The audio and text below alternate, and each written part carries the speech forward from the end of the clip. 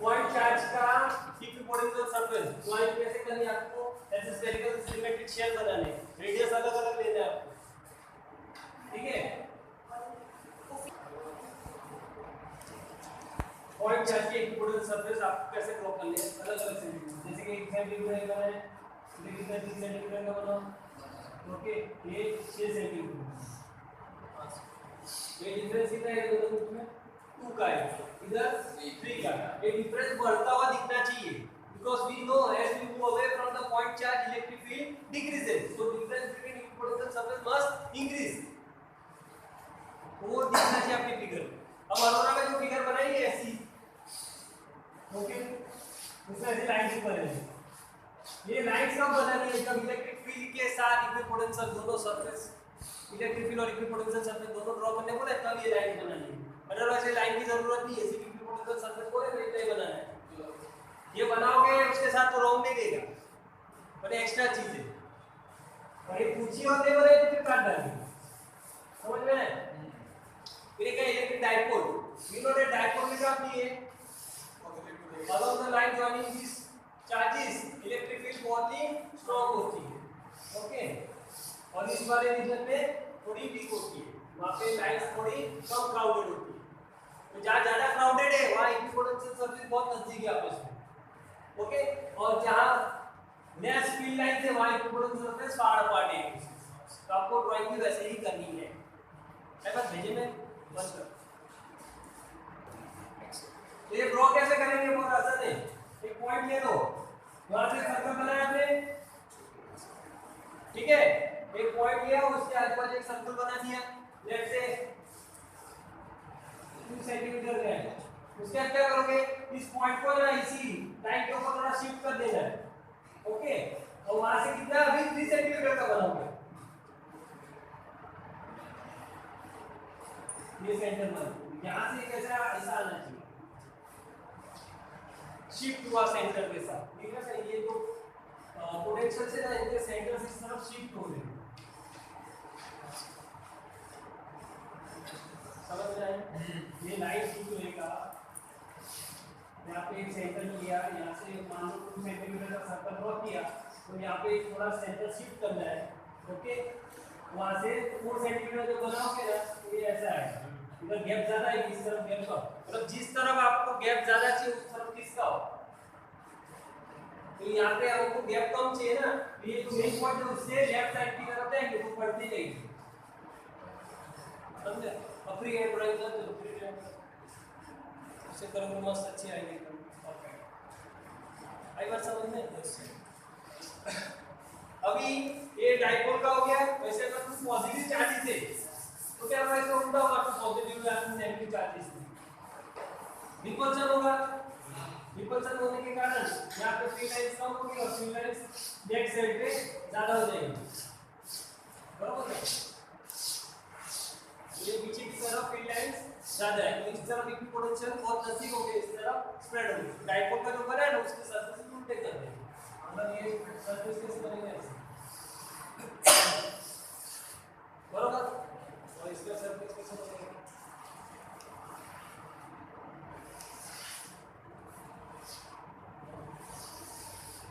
और ये दोनों जॉइंट नहीं होने चाहिए, क्यों,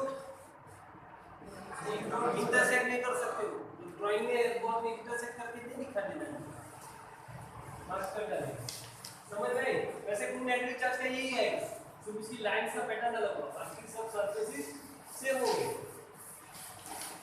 मैं बस भेजे में वन कर, EPS for a point charge are concentric spherical shells, एक के अंदर बोले उनको कॉन्सेंट्रिक यानी कि सबका सेंटर सेम है, स्फेरिकल शेल्स होते हैं, ओके, कैसे हम प्याज होते हैं ना, ऑनियन, उसकी तरह दिखा है ना अभी शेप, और डाइपोल की किस शेप के होते हैं, कॉन्सेंट्रिक सिलेंडर के शेप के होते हैं,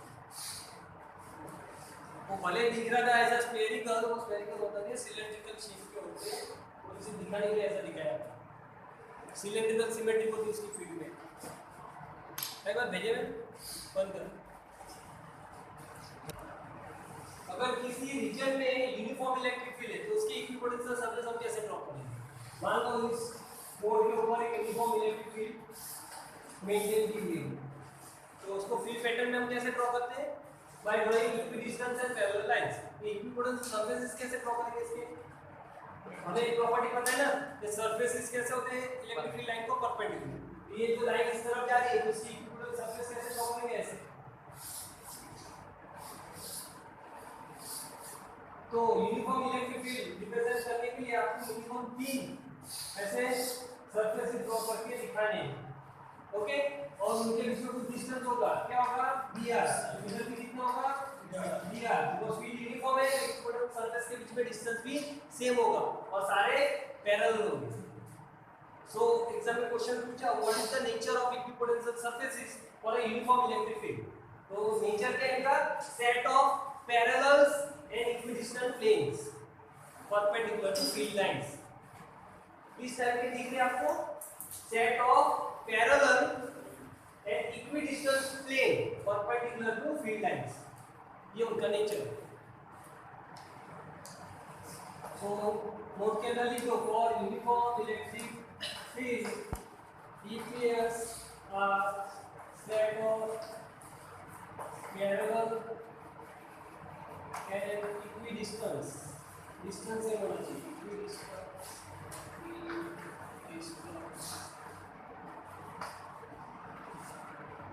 are set of parallel and equidistant plane perpendicular to electric field lines.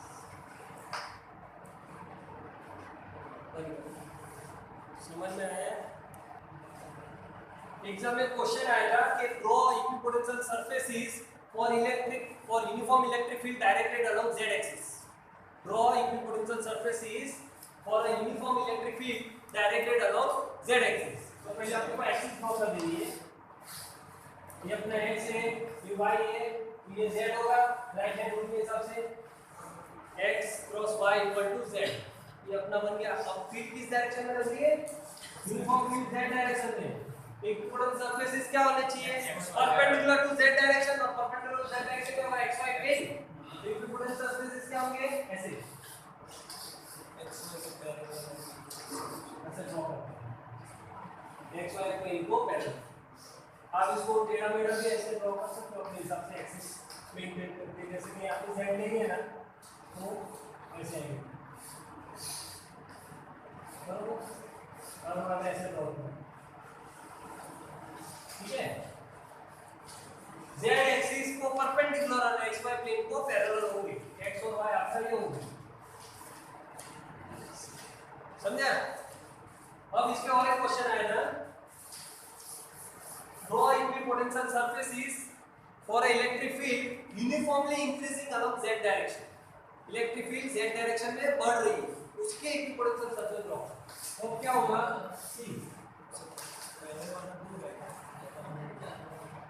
z direction में बढ़ रही है, जहां जिस डायरेक्शन में बढ़ेगी इलेक्ट्रिक पोटेंशियल सरफेस क्या होंगे? नजदीक आ जाएंगे।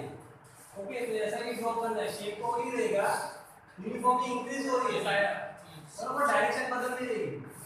तो आपको क्या बताना है? फिर ऐसा डिस्टेंस बताना है dr 1 ये dr 2 और क्या लिखना है? dr 1 is smaller than dr 2। बढ़ रही है ना ऊपर की तरफ, ये डिस्टेंस कम होते जाएगा। तो 3 बताने हैं और उनका डिस्टेंस को कंपेयर करके बताना। एक बार एक क्वेश्चन आया था, ये ड्रॉ करने पूछा था और फिर पूछा था कि what is the difference between uniformly increasing field और यूनिफॉर्म फील्ड। दोनों के जो पोटेंशियल सरफेसेस बने उनमें डिफरेंस क्या है? तो आपको डिफरेंस क्या बताना है?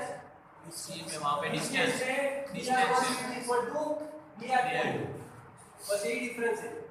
बाकी नेचर सेम, शेप तो सब सेम है, दोनों के बीच का डिस्टेंस यहाँ कम होते जाएगा, इसमें सेम रहेगा क्योंकि यूनिफॉर्म है।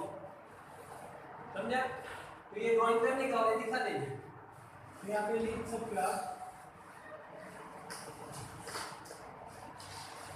किसका ड्राइंग है? EPS for uniform electric field in z direction. और ये क्या है? EPS for uniformly increasing electric field in z direction. समझा? ये है बन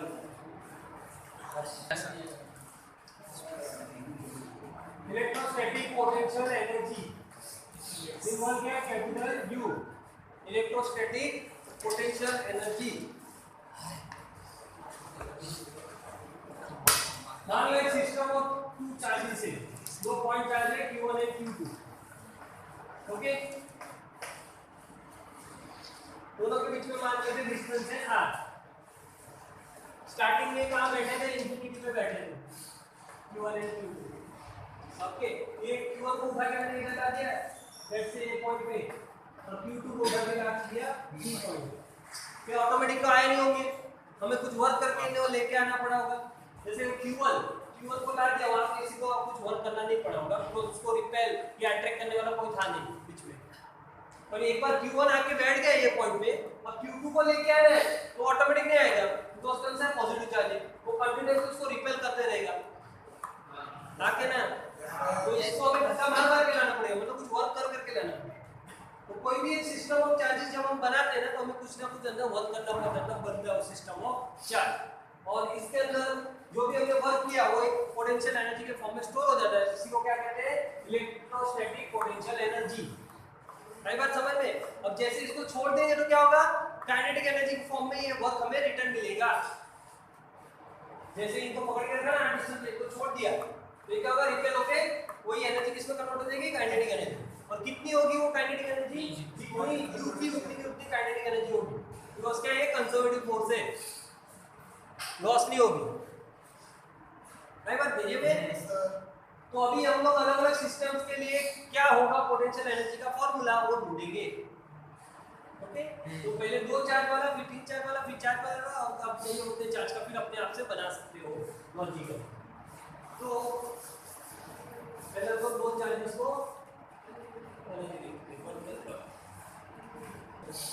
तो अभी हमें क्या ढूंढना है? Work done to assemble a system of 2-point charges। 2 point charges है, उनका हमें एक सिस्टम बनाना है, उनको असेंबल करके एक सिस्टम बनाना है। उस सिस्टम को बनाने में कितना वर्क डन होगा, यानी कि जो भी वर्क डन होगा वो पोटेंशियल एनर्जी के फॉर्म में स्टोर हो जाएगा, वो ढूंढना है। तो let's say there are 2 point charges Q1 and Q2 situated at infinity. अब Q1 नाम के चार्ज को मैं मूव करके कहां ले गया? पॉइंट ए पे, तो वर्क डन लगाना पड़ेगा हमें। कितना वर्क डन होगा? W1 विल बी 0, क्यों 0? बिकॉज़ यहां पे कोई है ही नहीं जो इसको अपोज करे, तो ऑटोमेटिक आ सकता है। उसके बाद जब Q2 को आना होगा तो क्या करना पड़ेगा? Q2 पे आने के पहले इसने अपना क्या क्रिएट कर दिया? एक इलेक्ट्रिक फील्ड, या तो एक पोटेंशियल रीजन जनरेट कर दिया, या तो बोलो उसने अपना एक इलाका पैदा कर दिया। अब इस इलाके में उसको आके बैठना है तो भाड़ा देना पड़ेगा, ऑटोमेटिक वो हो नहीं सकता है, तो वो जो भाड़ा देगा वही उसको वर्क करना है। जब Q2 इसके रीजन में आएगा तो उसको कुछ ना कुछ तो वर्क करना पड़ेगा, बराबर? तो कितना वर्क करना पड़ेगा? Work done by the work done by the charge 2। किसके अगेंस्ट वर्क करना है उसको? Q1 से पोटेंशियल के अगेंस्ट। तो वर्क का फॉर्मूला क्या है? Charge into potential. तो Q2 चल के आ रहा है और किसके पोटेंशियल में आ रहा है? Q1। ये उसका फॉर्मूला है। तो इसको अगर सिंपलीफाई करें, 1 का पोटेंशियल का फॉर्मूला क्या है? पॉइंट चार्ज है 1/4 Q1 अपॉन डिस्टेंस। ये पॉइंट कहां पे? Let's say r distance.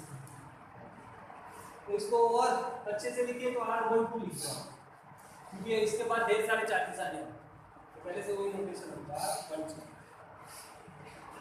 तो नेट वर्क कितना होगा? इसका टोटल वर्क कितना लगा सिस्टम बनाने के लिए? W1 plus W2, that will be simply 0 plus 1/4 Q1 Q2 upon R12। Okay, कितना वर्क करना पड़ेगा, और एक वर्क किस में स्टोर हो जाएगा? इलेक्ट्रोस्टैटिक पोटेंशियल एनर्जी के फॉर्म में स्टोर हो जाएगा। तो दो पॉइंट चार्ज की अंदर पोटेंशियल एनर्जी कितनी स्टोर होगी? इतनी, K Q1 Q2 bye R12, दोनों के बीच का डिस्टेंस। है बात समझ में? बंद कर। सो फाइनली क्या देख सकते हैं हम लोग, चार्ज का प्रोडक्ट ग्रेटर देन 0 है। चार्ज का प्रोडक्ट ग्रेटर देन 0 मतलब या तो दोनों पॉजिटिव या तो दोनों नेगेटिव, कोई ग्रेटर देन 0 आएगा। तब क्या होगा, पोटेंशियल एनर्जी भी पॉजिटिव हो जाएगी और फोर्स कैसा होगा, रिपल्सिव। तो whenever potential energy is positive, force will be repulsive always. और प्रोडक्ट अगर नेगेटिव है, लेस देन 0 मतलब नेगेटिव, कब हो सकता है, एक प्लस और एक माइनस हो तो ये प्रोडक्ट नेगेटिव आ सकता है। प्रोडक्ट नेगेटिव है मतलब पोटेंशियल एनर्जी भी नेगेटिव ही आएगी। और नेगेटिव पोटेंशियल एनर्जी का मतलब क्या होगा, फोर्स विल बी अट्रैक्टिव। वो एक पॉजिटिव नेगेटिव चार्ज क्या करेंगे, अट्रैक्ट। तो आपको ये ध्यान में रखना है, क्योंकि ये पॉजिटिव तो ये रिपल्सिव, ये नेगेटिव तो ये अट्रैक्ट। समझा? तो एग्जाम में क्वेश्चन पूछा जाता है कि किसी सिस्टम को बनाने के लिए कितना वर्क करना पड़ेगा और किसी सिस्टम को तोड़ने के लिए कितना वर्क करना पड़ेगा। ठीक है, तो जितना बनाने के लिए लगता है ना उतना ही तोड़ने के लिए लगता है विद नेगेटिव साइन। कई बार धीरे में लेट्स से इसका एग्जांपल ले लेते हैं, वो पॉजिटिव चार्ज है 10 कूलम 5 कूलम। ये सिस्टम बनाने के लिए कितना वर्क लगा होगा, लेट्स से 50 जूल वर्क लगा है।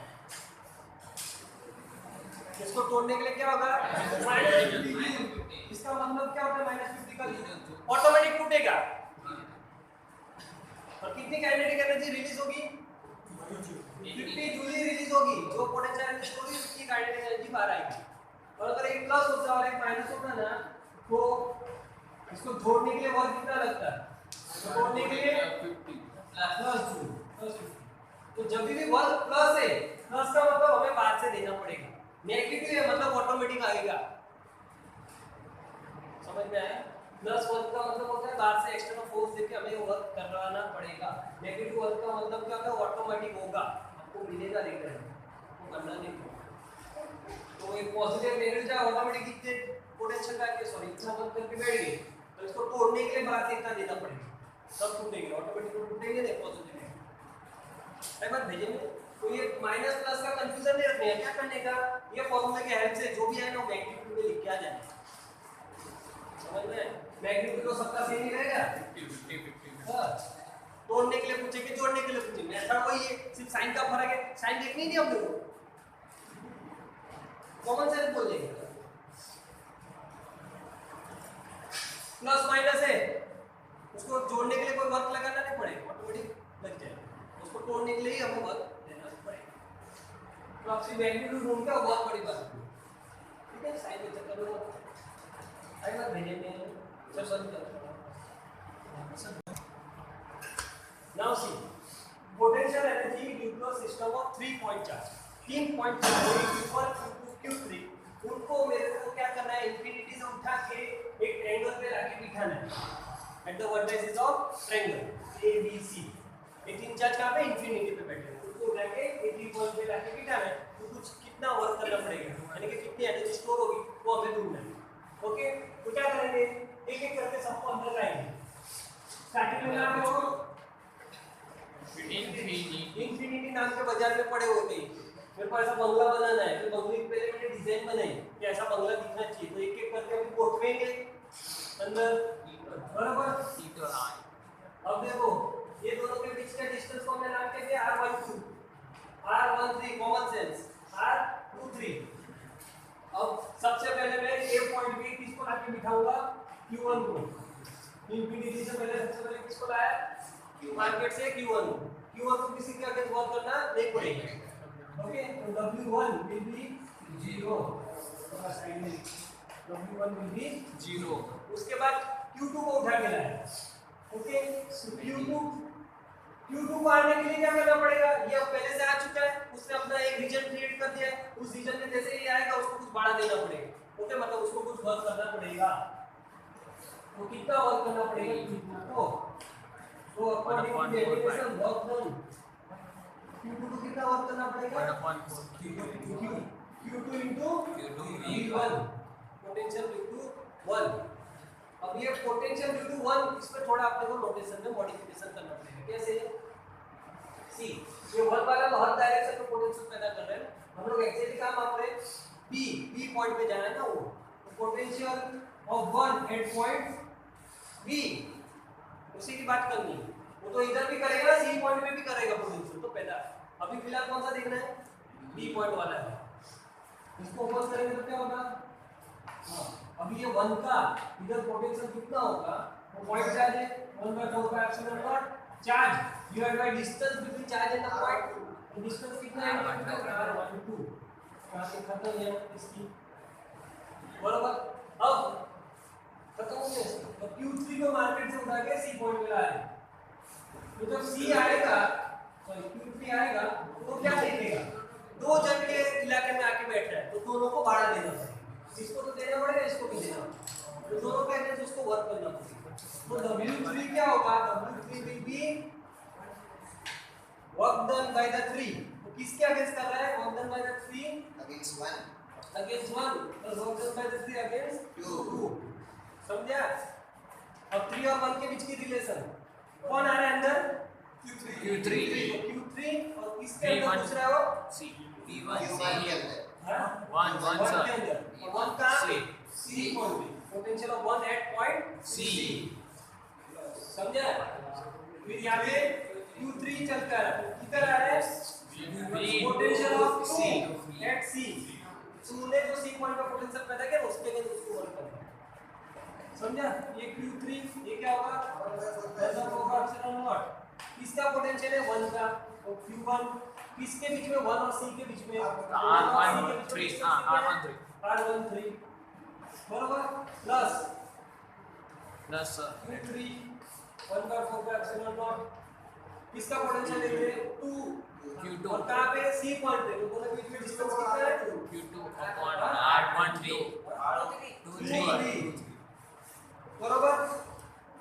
सही बात भेजी में, तो खत्म हो गया। अब टोटल वर्क कितना होगा? Total work W1 plus W2 plus W3। तो सारी वैल्यू पुट करें तो क्या बन जाएगा? ये दिख रहे हैं 1/4 का एप्सिलॉन नॉट कॉमन निकल जाएगा, अंदर क्या बचेगा? Q1 सब में 1/4 का एप्सिलॉन नॉट है ना, 0 प्लस दिस प्लस दिस, सब में 1/4 का एप्सिलॉन नॉट कॉमन निकाल लिया पहले से ही। अब 0 की कोई वैल्यू नहीं, उसको साइड में डालो, अंदर क्या बच जाएगा? Q1 Q1 Q2 upon upon R12। फिर क्या बचेगा? Q2 हाँ, Q1 Q3 upon R13 and Q1 Q2 Q3 upon R23 तो इतना वर्क यानी कि इतनी एनर्जी उसके अंदर स्टोर हो जाएगी। सिंपल। अभी 4 का बोले तो भी बना सकते हैं, 5 का बोले, 10 का बोले, जितने का बोले आप बना सकते हो। ये लॉजिक है, एक एक कर लाके बहुत घूमेगा, लास्ट में सबको ऐड करने। अब एग्जाम में क्वेश्चन कैसा आता है? इसके पहले साल में क्वेश्चन आया था कि ऐसा ट्रायंगल बना के दिया था, इस सिस्टम को तोड़ने के लिए कितना वक्त लगेगा, उसका फॉर्मूला ढूंढना था। तो यही डेरिवेशन करके छोड़ देंगे आप। उसके पहले पूछा इस सिस्टम को जोड़ने के लिए कितना वक्त लगेगा, तो यही डेरिवेशन करके, बरोबर। अब मान लो वैल्यूज दे के रखी, चार्जेस और डिस्टेंस की वैल्यू दे के रखी, और पूछा है कितना तोड़ने और जोड़ने के लिए वक्त लगेगा, तो डायरेक्ट इसमें ये डिराइव नहीं करने का, फिर इस फॉर्मूले में वैल्यू डाल के सॉल्व करने का। डिराइव बोला है तो ही डिराइव करना है, अदरवाइज डायरेक्ट फॉर्मूला यूज कर सकते हैं। तो ये 3 के लिए, वैसे स्क्वायर के लिए भी पूछता है, स्क्वायर के 4 कॉर्नर पे 4 चार्जेस बैठे हुए, उसको जोड़ने या तोड़ने के लिए कितना वक्त लगेगा, तो आप ढूंढ सकते हो कैसे, इसी मेथड से। और उसमें बहुत डायरेक्ट फॉर्मूला हम कैसे बनाएंगे मैं बताता हूँ। ये लिख लिया एक बार, चारों साइड्स लिखेंगे उसको। अभी 2 चार्जेस का देखा अपन ने, 2 चार्जेस के लिए वर्क कितना बन रहा था? 1/4 का epsilon not Q1 Q2 R12। 3 charges के लिए क्या आ गया? ये वाला है। वैसे 4 चार्जेस के बनाने के लिए हम लोग क्या करेंगे, वही मेथड अप्लाई करेंगे। अगर डायरेक्ट फॉर्मूला बनाना है तो क्या करना है आपको? सारे पेयर्स ढूंढ लेने, क्योंकि हर एक पेयर को हमें काउंट करना है। देख रहे हैं ना पेयर बन रहे हैं, तो 3 चार्जेस है 1 2 और 3, इनके कौन कौन से पेयर बनेंगे? 1 2 1 3 और 2 3, इतने पेयर बनेंगे ना। 2 1 लिखूंगा मैं, 1 2 और 2 1 एक ही पेयर है, तो 2 बार काउंट नहीं होगा। आई बात भेजे में, तो पेयर कितने बनेगा वो बना देंगे, और हर एक पेयर के नीचे क्या आएगा? उसका डिस्टेंस। और कुछ नया तो दिख रहा है फॉर्मूला नहीं, सारे पेयर्स को क्या करना है? ऐड करना है। तो अभी 4 समझ में आ रही क्या बोल रहा हूँ? पहले समझ रहे, लॉजिकली देखो अंदर क्या हो रहा है। 2 चार्ज थे तो एक ही पेयर बनेगा 1 2 तो इतना ही काउंट होगा 3 चार्ज में 3 पेयर बनेंगे तो 3 काउंट अब 4 चार्जेस लिए 1 2 3 6 बनेंगे पेयर कैसे बनेंगे 1 2 6 हो गए सर, के साथ बनाने 3 1 के साथ 4 हो गया 2 के साथ 1 तो हो गया है 2 के साथ 3 2 के साथ 4 अब 3 के साथ 2 और 1 का तो हो गया 3 के साथ 4 4 के साथ कुछ नहीं बस खत्म 4 के साथ कोई नहीं होता समझा 4 सबसे साथ चला गया 1 2 3 हो गया सर तो टोटल कितने आएंगे अंदर 6 पेयर आएंगे कौन कौन से आएंगे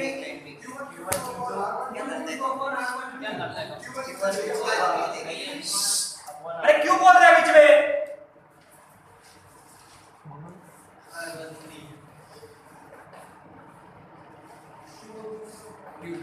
समझ गया सारे टेस्ट डाल के एक फार्मूला बन जाएगा आगे क्या होगा 1 by 4 तो n नंबर ऑफ चार्जेस के लिए फार्मूला हम लोग लिख सकते हैं कितने पेयर बनेंगे ऐसे पेयर के लिए 6 n नंबर चार्जेस को उसके लिए कितने बनते हैं n plus 2 sir n minus 2 into 3 sir बंद n minus 2 into 3 तो नंबर ऑफ पेयर्स के लिए क्या फार्मूला होगा n into n minus 1 divided by 2 where small n is number of charges दो चार्ज लिए तो यहाँ पे 2 डालो 3 चार्ज लिए तो 3 डालो 4 चार्ज लिए 4 डालो आपको नंबर ऑफ पेयर्स मिलते हैं ठीक है तो आपको ये सब एप्लीकेशन करना है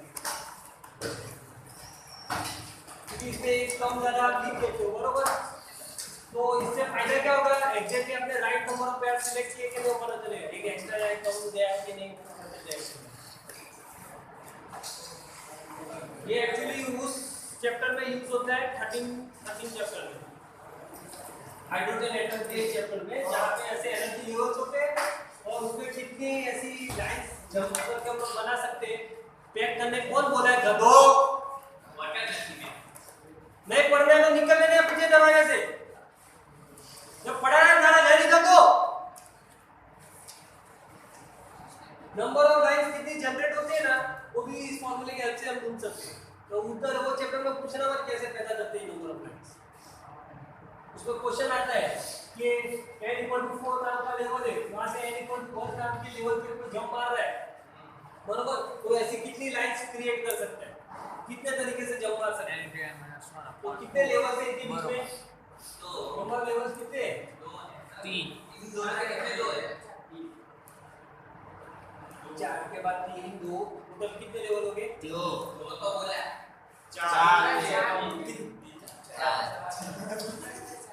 4 इसमें डालेगा नंबर ऑफ पेयर्स मिलेगा 6 आई प्लस सॉरी 4 में 3 लेवल है सर तो दिया आपने आपने लेवल है इसका काम भी होगा ये 3 के ही पेयर बनेंगे 0 पे नहीं ना बंद कर